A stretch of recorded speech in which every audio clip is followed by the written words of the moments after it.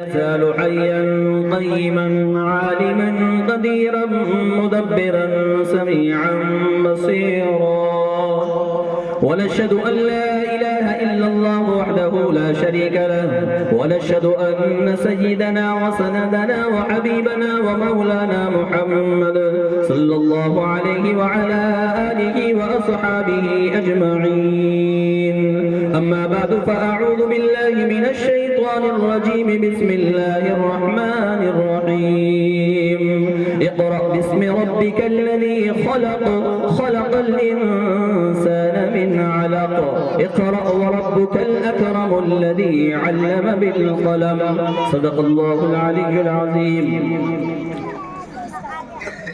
بزرگان محترم، سب سے پہلے تو اس گاؤں کے تمام ہی افراد، چاہے وہ بزرگ ہو یا نوجوان ہو، مسجد کے ذمہ داران ہو یا حافظ ریحان صاحب کا ساتھ دینے والے نوجوان ہو، بہت زیادہ مبارکباد کے مستحق ہیں کہ آپ نے ہماری سوچ سے بھی بڑھ کر پروگرام سجایا ہے، سنوارا ہے۔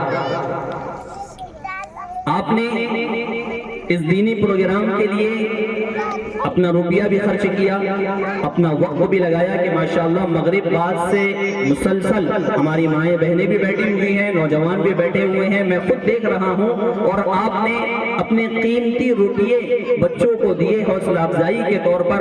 میں دعا کرتا ہوں کہ اللہ تبارک و تعالی آپ کی عمروں میں برکت عطا فرمائے، آپ کے کاروبار میں برکت عطا فرمائے، آپ کے رزق میں برکت عطا فرمائے، آپ کی تمام پریشانیوں کو اللہ تبارک و تعالی دور فرمائے، اور اس گاؤں میں جتنی بھی جو بھی آفتیں، مصیبتیں، بلائیں نازل ہونے والی ہوں، اللہ تعالیٰ آپ کی وہ تمام آفتوں مصیبتوں کو دور فرمائے۔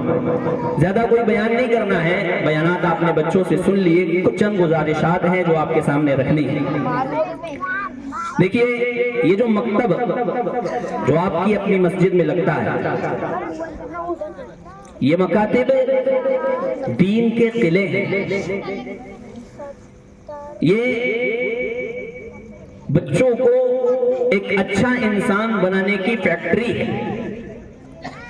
یہیں سے اچھے انسان بن کر کے پوری دنیا میں پھیلتے ہیں، ہمارے معاشرے میں آتے ہیں، اور ہمارے معاشرے میں جب یہ آتے ہیں تو پھر یہ دوسروں کو اچھا انسان بنانے کی کوشش کرتے ہیں۔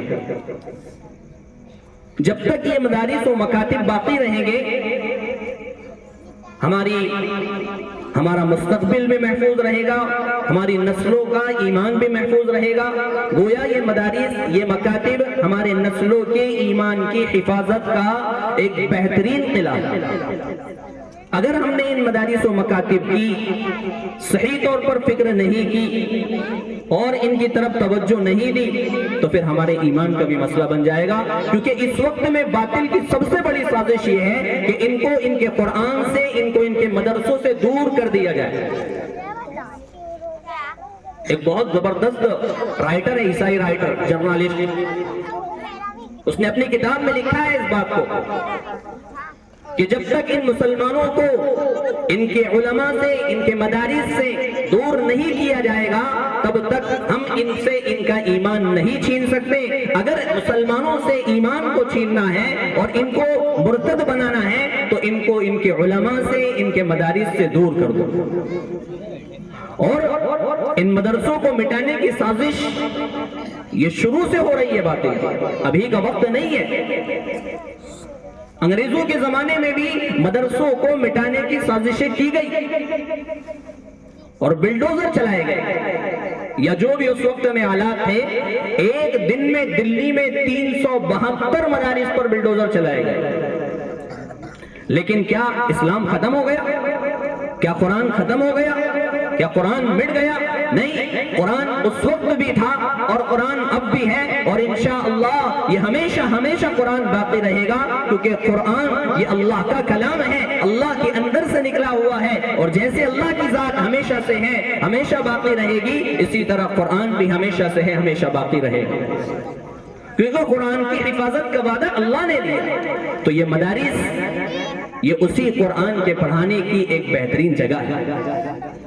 آپ ان مدرسوں میں اپنے بچوں کو بھیج کر کے اپنے بچوں کی ایمان کو گویا ایک طریقے سے محفوظ کر رہے ہیں اور مضبوط کر رہے ہیں۔ لیکن ابھی حافظ صاحب سے میں نے پوچھا کہ کتنے بچے آتے ہیں مدرسے میں؟ حافظ صاحب نے بتایا 70 بچے آتے ہیں۔ تو اب یہاں پر میں اپنی ماؤں بہنوں سے گزارش کروں گا کہ آپ اپنے گاؤں میں دیکھیں کہ کتنے بچے، ہمارے بھائی، ہمارے احباب، بزرگ احباب بھی بیٹھے ہیں، وہ بھی ایک سروے کریں کہ ہمارے اپنے گاؤں میں مسلمان بچے کتنے ہیں۔ اگر آپ سروے کریں گے تو ایک میں منیمم تعداد بتا رہا ہوں، 500 تو بچے نکلیں گے جو پڑھنے کی عمر کو ہو۔ 500 بچے میں سے زیادہ تعداد ہے، حافظ صاحب نے تو 700-800 کے قریب بتائی ہے، لیکن میں ایک منیمم تعداد بتا رہا ہوں، اس میں سے صرف 70 بچے آ رہے ہیں۔ تو کیا ہمارے دیگر بچوں کو قرآن کی تعلیم کی ضرورت نہیں ہے؟ اگر ہمیں اپنے بچوں کا مستقبل روشن کرنا ہے تو آپ کو اپنے بچوں کو مدرسے بھیجنا ہوگا۔ ہماری مائیں بہنیں سن رہی ہیں اس بات کو، آپ کو اپنے بچوں کی تربیت کی ذمہ داری اللہ تبارک و تعالیٰ نے سونپی ہے۔ آپ خاص طور پر اپنے بچوں کو اس مدرسے میں، آپ کے اپنے گاؤں کے مدرسے میں بچوں کو ضرور بھیجیں۔ بہت مسموم فضائیں، ہوائیں چل رہی ہیں، زہریلی ہوائیں چل رہی ہیں۔ ان بچوں کو ذہنی مرتد بنانے کے لیے بہت تیزی سے باطل کی محنتیں چل رہی ہیں۔ میں کھل کر بات نہیں کر رہا ہوں، لیکن آپ سمجھ رہے ہوں گے کہ کس طریقے سے ان بچوں کو ذہنی اعتبار سے مرتد بنا دیا جائے۔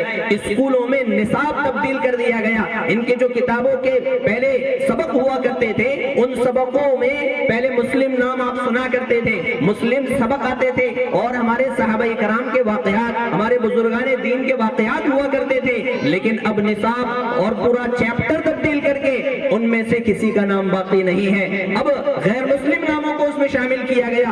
اب ہمارے ان بچوں کو مسلم اسکولوں میں بھی سورج کی پوجا کروائی جا رہی ہے اور غلط مشرکانہ الفاظ ان سے بلوائے جا رہے ہیں۔ تو باطل نے تو ہمیں ذہنی اعتبار سے مرتد بنانے کی پوری کوشش کر دی ہے۔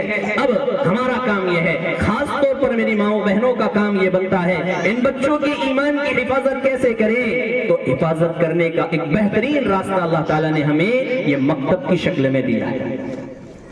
اس لیے آج یہ نیت کریں میری جتنی مائیں بہنیں، ہمارے جتنے بزرگ، ہمارے جتنے احباب یہاں موجود ہیں، کہ اگر میرے گھر میں بچہ موجود ہے اور وہ پڑھنے کی عمر کو پہنچا ہے تو میں ضرور انشاءاللہ میرے بچے کو مکتب میں بھیجوں گی یا بھیجوں گا۔ نیت کرتے ہیں بھائی، بہت ضرورت ہے، اس وقت میں بہت ضرورت ہے۔ اور سنیں، ایک ماں بچے کے لیے سب کچھ ہوتی ہے، ماں ہی سب سے بہترین تربیت گاہ ہوتی ہے۔ حضرت معین الدین چشتی رحمت اللہ علیہ کا نام سنا ہوگا آپ نے، حضرت خواجہ اجمیری رحمت اللہ علیہ، خواجہ غریب نواز کا نام سنا ہوگا۔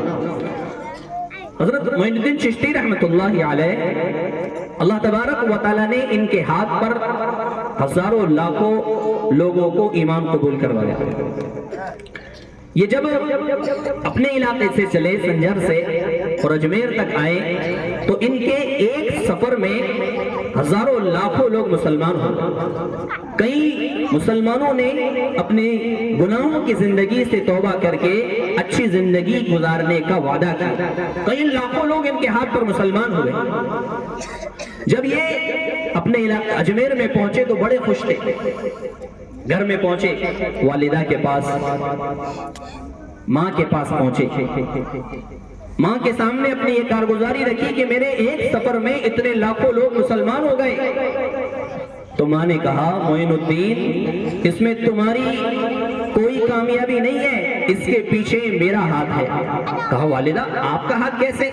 میرے ہاتھ پر مسلمان ہوئے ہیں لوگ اور آپ کہہ رہے ہیں کہ اس میں میرا ہاتھ ہے۔ تو جملہ سنیں میرے بزرگوں، میری ماؤں بہنوں، خاص طور پر آپ سنیں۔ ان کی والدہ نے کہا کہ بیٹا، جب تو میرے پیٹ میں تھا تو میں 5 وقت نمازوں کا اہتمام کرتی اور میں ہر نماز کے بعد اللہ تعالیٰ سے تیرے لیے دعا کرتی تھی کہ اے اللہ، یہ میرا بچہ جو بھی دنیا میں آئے تو یہ لوگوں کی اصلاح کا ذریعہ ہو، یہ امن کا پھیلانے والا ہو، یہ دین کا داعی، جس کے ذریعے سے پوری دنیا میں دین پھیلے۔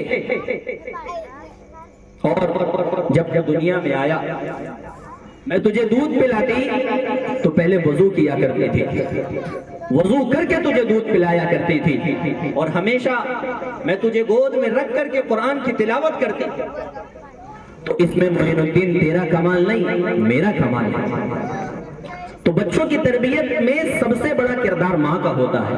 جتنے بھی ہمارے بزرگان دین ملیں گے، بہت ابھی وقت نہیں ہے ورنہ آپ کو بتاتا، جتنے بھی بزرگان دین ملیں گے ان کے پیچھے ماں کا کردار ہے کہ ان کی ماؤں نے، ان کی امی نے ان کی تربیت کی ہے، دینی تربیت۔ تو اس لیے ہماری مائیں، ہماری جتنی مستورات یہاں موجود ہے وہ غور سے سنیں، اپنے بچوں کی دینی تربیت کرو۔ یہ نہیں کہ بچہ دودھ پی رہا ہے اور ہم ہاتھ میں موبائل لے کر کے چلا رہے ہیں، ہم ٹی وی سامنے دیکھ رہی ہیں اور بچوں کو دودھ پلا رہی ہے، بچوں کو کام کر رہی ہے اور ساتھ میں ٹی وی بھی چل رہا ہے۔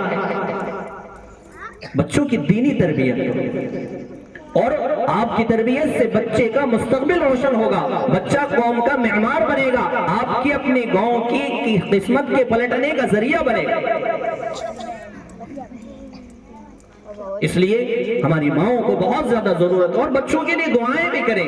آپ کی دعائیں ان بچوں کے لیے ایک پانی کا کام کرتی ہے۔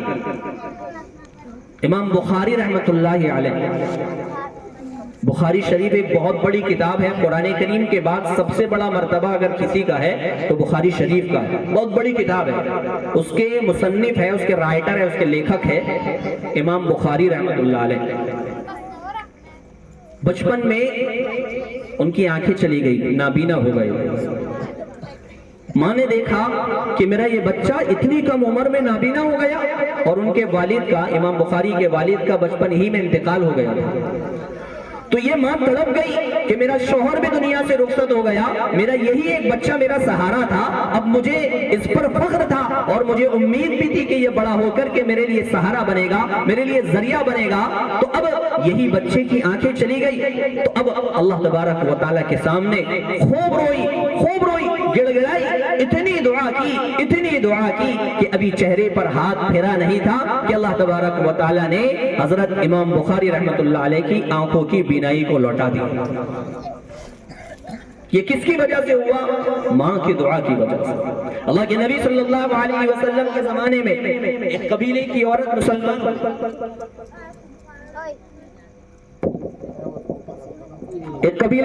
مسلمان ہوئی۔ جیسے ہی وہ مسلمان ہوئی تو اس کے بچے کا انتقال ہو گیا، چھوٹا بچہ تھا۔ وہ عورت روتی ہوئی اللہ کے نبی صلی اللہ علیہ وسلم کی خدمت میں پہنچی اور فرمایا، اے نبی جی، میرے اس بچے کا انتقال ہو گیا ہے، میری قوم والے، میرے قبیلے والے یہ طعنہ دیں گے کہ تو نے اسلام قبول کر لیا، تو نے اپنے آبا و اجداد کے دین کو چھوڑ دیا، اس وجہ سے تیرے بچے کو ہمارے ان بتوں نے مار ڈالا، یہ طعنہ دیں گے، اے نبی جی میرے بچے کو زندہ کر دیجئے۔ تو اللہ کے نبی صلی اللہ علیہ وسلم نے فرمایا کہ تم اللہ تبارک و تعالیٰ سے مانگو اور اللہ تبارک و تعالیٰ سے دعا کرو۔ اب وہ عورت 2 رکعت نماز پڑھنے کے لیے کھڑی ہوئی، اس نے 2 رکعت نماز پڑھی۔ آپ سوچیں کہ ایک ماں جس کا ایک جو سہارا تھا وہی دنیا سے چلا گیا، اور اس کو یہ گمان ہے کہ لوگ مجھے اس کی وجہ سے طعنہ دیں گے، تو اب وہ کیسی نماز پڑھے گی اللہ کے سامنے؟ اس نے جب 2 رکعت نماز پڑھی اور پھر اللہ کے سامنے ہاتھ اٹھا کر کے دعا مانگی ہے، تو وہاں موجود حضرت زید بن ارقم رضی اللہ تعالیٰ فرماتے ہیں کہ وہاں موجود جو چند صحابہ تھے اس کی دعا پر وہ صحابہ بھی رو رہے تھے، ایسی دعا کی ابھی اس نے اپنے ہاتھ چہرے پر پھیرا نہیں تھا کہ اللہ تعالیٰ نے اس کے بچے کو زندہ کر دیا۔ یہ ماں کی دعا کا اثر ہوتا ہے۔ اس لیے میری ماؤں، میری بہنوں، اپنے بچوں کی تربیت کرو، صحیح طور پر تربیت کرو۔ اور ہمارے جو نوجوان یہاں موجود ہے، میرے نوجوانوں، اس وقت میں آپ کی سب سے زیادہ ضرورت ہے، اللہ کے گھر کو آباد کرو، اپنی جوانی کو واہی تباہی میں، موبائل میں اور آوارہ گردی میں اپنی جوانی کو تباہ مت کرو۔ کل قیامت میں اس وقت تک ہمارے قدم نہیں ہٹ سکتے جب تک ہم اللہ کے سامنے چند سوالوں کا جواب نہ دے دیں، اس میں ایک سوال یہ بھی ہوگا کہ ہم نے تمہیں جوانی دی تھی، تم نے اپنی جوانی کو کہاں لگایا؟ سوچو تو صحیح، اگر ہم نے اپنی جوانی کو وہی تباہی میں لگائی ہوگی، موبائل میں برباد کیا ہوگا، رات کے 1-1 بجے تک موبائل میں گناہ کی چیزیں دیکھ رہے ہوں گے، تو کیا جواب دیں گے اللہ کے سامنے؟ اپنے کچھ فکر کرو۔ اس قوم کو تمہاری ضرورت ہے۔ جس قوم کے نوجوان کھڑے ہو جاتے ہیں، اللہ تبارک و تعالیٰ اس قوم کو عوج ثریا پر پہنچا دیتا ہے، اس قوم کا مستقبل روشن ہو جاتا ہے۔ کسی نے کہا تھا کہ اگر تمہیں کسی قوم کا مستقبل دیکھنا ہو تو ان کے نوجوانوں کو دیکھ لو، اگر ان کے نوجوان اصلاح پسند ہیں اور اچھے ہیں تو پھر ان کا مستقبل روشن ہے، اور اگر اس قوم کا نوجوان بگڑا ہوا ہے تو اس کا مستقبل بگڑ جائے۔ آپ کی ضرورت ہے، اور اتحاد کو باقی رکھو، آپس میں اتحاد ہو، جوڑ ہو، محبت ہو، نفرتیں نہ ہو۔ یہ مسلکوں کے نام پر جھگڑنا میرے بزرگوں اس وقت میں یہ سب سے بڑی وبا ہے ہمارے لیے۔ یہ ہماری جڑوں کو کھوکھلا کر دے گی یہ چیزیں، مسلکوں کے نام پر جھگڑنا کہ یہ سنی، یہ تبلیغی، یہ اہل حدیث، یہ چیز ہماری جڑوں کو کھوکھلا کر دے گی۔ کان کھول کر کے سن لو، اتحاد کی ضرورت ہے ابھی، اتحاد کی۔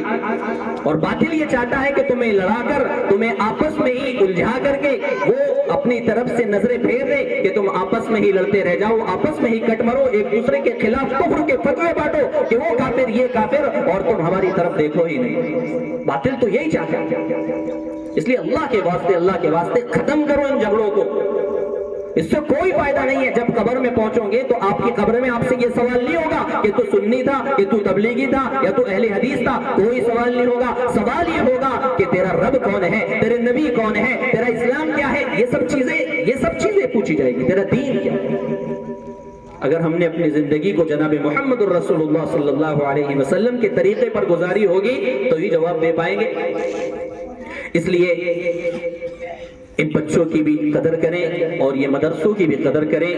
یہ مدرسوں میں آپ نے اپنا پیسہ لگایا اور آپ نے اس جلسے کو سجانے میں بھی بہت پیسہ خرچ کیا۔ اللہ تبارک و تعالیٰ خوب آپ کو جزائے خیر عطا فرمائیں۔ ایک واقعہ مختصر بتا کر کے اپنی بات کو ختم کرتا ہوں، کیونکہ مغرب بعد سے بچے بیٹھے ہوئے ہیں۔ بات تو کہنے کی بہت تھی لیکن کہنے کی ضرورت نہیں ہے، کیونکہ زیادہ بیان بھی جو ہے نا وہ الفاظ مناسب نہیں ہے۔ خیر، تو ایک واقعہ میں مختصر طور پر بتا دیتا ہوں۔ ابھی ہمارے فیض العلوم میں مولانا حسنین صاحب آئے تھے، انہوں نے یہ واقعہ سنایا تھا، بڑا اچھا واقعہ ہے کہ ایک مدرسہ تھا، اس مدرسے میں بچوں کے لیے کھانے کا انتظام نہیں تھا، تو مدرسے کے بچے ایک دوسرے کے گھروں پر جا کر کے ٹفن لے کر کے آتے تھے اور اپنا کھانا کھاتے تھے۔ ایک نوجوان شخص تھا، اس نے دیکھا مدرسے کے بچوں کو کہ مدرسے کے بچے خود جاتے ہیں اور لوگوں سے ٹفن لے کر کے آتے ہیں، پھر کھانا کھاتے ہیں، اور ان کی پڑھائی میں بھی حرج ہوتا ہے۔ تو اس نے کہا، اس نوجوان نے مدرسے کے بچوں سے کہ بیٹا اب تمہیں ٹفن لینے جانے کی ضرورت نہیں ہے، میں روزانہ تمہارا ٹفن 2 وقت میں لا دیا کروں گا، تم اپنی پڑھائی پر دھیان دو، اپنی عبادت کرو، اپنی عبادت میں لگے ہو۔ مدرسے کے بچوں کے لیے اس نے یہ کہا، اور روزانہ وہ جاتا، لوگوں سے ٹفن لے کر کے آتا، ان بچوں کو دے دیتا، یہ بچے اس میں سے کھا لیا کرتے تھے۔ اب اس کی وجہ سے کیا ہوا کہ بچوں کو آسانی سے مال مل رہا تھا، ٹفن آ جا رہا تھا، تو مدرسے کے بچے تھوڑے سے شریر ہوتے ہیں، تو ایک شریر بچے نے ایک کہہ دیا اس نوجوان سے، ارے یہ تو ہمارا بیل ہے جو ہمارے لیے اتنا کام کرتا ہے، ہمارا بیل ہے یہ۔ اب اس نوجوان نے سنا تو اس کے دل پر لگی ہے وہ بات، تو اس نوجوان نے کیا کیا، اس نے ان بچوں کا ٹفن لانا چھوڑ دیا اور کہا اب تمہیں ہی جانا ہے، تمہیں ہی ٹفن لے کر کے آنا ہے، میں تمہارا کوئی ٹفن نہیں لاؤں گا، تمہیں ہی جانا ہے، ٹفن لے کر کے آنا ہے۔ یہ رات میں کہہ کر کے چلا گیا، رات میں یہ سویا، اس نے خواب دیکھا کہ ایک بہت بڑا میدان ہے اور حشر قائم ہوا، قیامت برپا ہوئی، قیامت برپا ہونے کے بعد پل صراط پر سب لوگوں کو گزارا جا رہا ہے، پل صراط پر مجھے بھی لے جایا گیا، جب میں پل صراط پر پہنچا تو میں نے دیکھا کہ بہت سارے لوگ کٹ کٹ کر کے نیچے جہنم میں گر رہے ہیں. میں بھی لڑک رہا ہوں, ادھر گرتا ہوں ادھر گرتا ہوں, بس گرتا ہوں پھر کھڑا ہو جاتا ہوں. اتنے میں چند بچوں کو میں نے دیکھا جو سفید لباس میں ملبوس, انہوں نے مجھے گرتے پڑتے ہوئے دیکھ لیا. ان بچوں نے کہا ارے ارے یہ تو ہمارا وہی بیل ہے جو ہمارے لیے ٹفن لایا کرتا تھا, ارے یہ ہمارا بیل ہے. وہ گئے اللہ تعالیٰ سے سفارش کی, اللہ تعالیٰ نے ان مدرسے کے بچوں کی سفارش کی بنیاد پر اس کو پل صراط پار کروا دیا.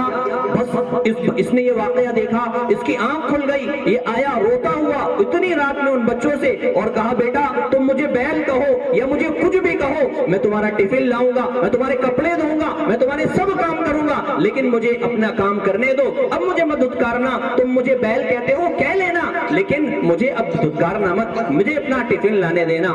یہ کہا اور وہ بچوں کا کام کرنے لگا. تو یہ ان مدرسے کے بچوں کی جو آپ خدمت کر رہے ہیں نا, یہ پروگرام سجا کر ان کو انعام دے کر, یہ کل قیامت میں اس کی قیمت آپ کو پتہ چلے گی کہ اللہ کی نظر میں یہ کتنا بڑا کام ہے, کتنا بڑا کام ہے. یہ مدرسے کے بچے معمولی نہیں ہیں, معمولی نہیں ہے. اللہ کے نبی صلی اللہ علیہ وسلم کے مہمان ہیں. ان کے فضائل پر پھر بہت لمبی گفتگو ہو جائے گی. میں پھر مبارکباد پیش کرتا ہوں تمام ہی گاؤں کے لوگوں کو بھی, اور خاص طور پر استاد محترم حافظ ریحان صاحب کو. اصل میں تو انہی کی محنتوں کا ثمرہ ہے, انہوں نے ہی اتنی محنتیں کی ہے. ان کی محنت کی بنیاد پر یہ بچے اسٹیج پر آ کر بولنے لگے ہیں. میرے بزرگوں, اسٹیج پر آ کر ایک لفظ بول لینا بہت بڑی بات ہے, پاؤں کانپتے ہیں یہاں پر آنا. یہ استاد کی محنتیں ہوتی ہے. آپ ان استاد کی محنتوں کو سمجھیں کہ کتنی محنت کی ہوگی انہوں نے کہ آپ کا وہ بچہ جو آپ کے سامنے بولنے میں ہچکچاتا ہے, یہاں پر جو ہے مائک پر آ کر کے آپ سب کے سامنے اتنی اچھی تقریر کر رہا ہے, اتنی اچھی نعت پڑھ رہا ہے, اتنی اچھی نظم پڑھ رہا ہے. یہ استاد کی محنت ہے. ان کی محنت کو سمجھو, ان کی محنتوں کو سراہو اور دعا کرو کہ اللہ تبارک و تعالیٰ ان کی عمر میں بھی برکت عطا فرمائے, ان کے علم میں بھی برکت عطا فرمائے, اور مزید محنت کرنے کی توفیق عطا فرمائے. اللہ تعالیٰ سے دعا کرتے ہیں اللہ تعالیٰ ہمارے اس بیٹھنے کو قبول فرمائے. ہماری یہ مائیں بہنیں یہ بھی بہت دیر سے یہاں آئی ہوئی ہے, انہوں نے اپنا کھانا بھی قربان کیا, اپنی جو ہے اتنی سردی میں یہاں پر بیٹھی ہوئی ہے, اپنے بچوں کے پروگرام کو سن رہی ہے. اللہ تعالیٰ ان کی بھی عمروں میں برکت عطا فرمائے اور ان کو بہترین دین کا داعی بنائے, اور ان کی گود سے اللہ تبارک و تعالیٰ معین الدین چشتی رحمۃ اللہ علیہ, عبد القادر جیلانی رحمۃ اللہ علیہ جیسے پہلے پیدا ہوا کرتے تھے, پھر سے ان کی گود سے ویسے ہی اللہ والے پیدا فرمائے. آمین. واخر دعوانا الحمدللہ رب العالمین.